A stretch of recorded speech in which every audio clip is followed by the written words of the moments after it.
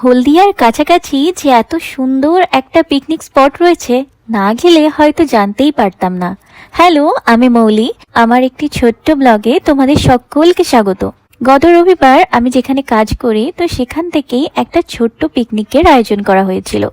তাই সকাল সকাল উঠে রেডি হয়ে গিয়েছিলাম, আর গাড়িতে করে যেতে প্রায় আমাদের লেগে গেছিল 40 থেকে 45 মিনিটের মতো। আর যারা যারা হলদিয়ায় থাকো তারা কিন্তু কম বেশি সকলেই এই জায়গাটার কথা জানো। এটা হলো মহিষাদলের খুব কাছাকাছি অবস্থিত গেওখালী ত্রিবেণী সঙ্গম বলে একটি রিসর্ট। ট্রেন বা বাসে করে ইজিলি এখানে আসা যায়। আমি প্রায় 14 থেকে 15 বছর আগে এখানে এসেছিলাম, তখন কিন্তু এসব কিছুই ছিল না।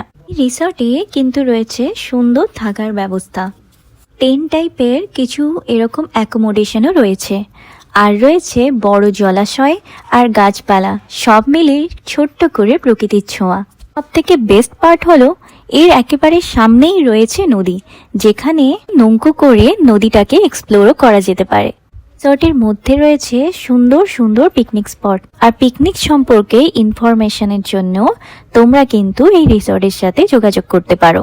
নাম্বারটা আমি কমেন্টে পিন করে দেবো। চলো এবারে পিকনিকে আমি কি কি খেলাম সেটা তোমাদের দেখাই।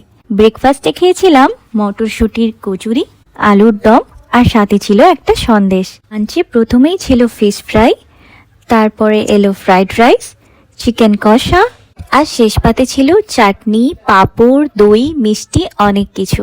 সব মিলে আমার দিনটা কিন্তু ভারী সুন্দর কেটেছে।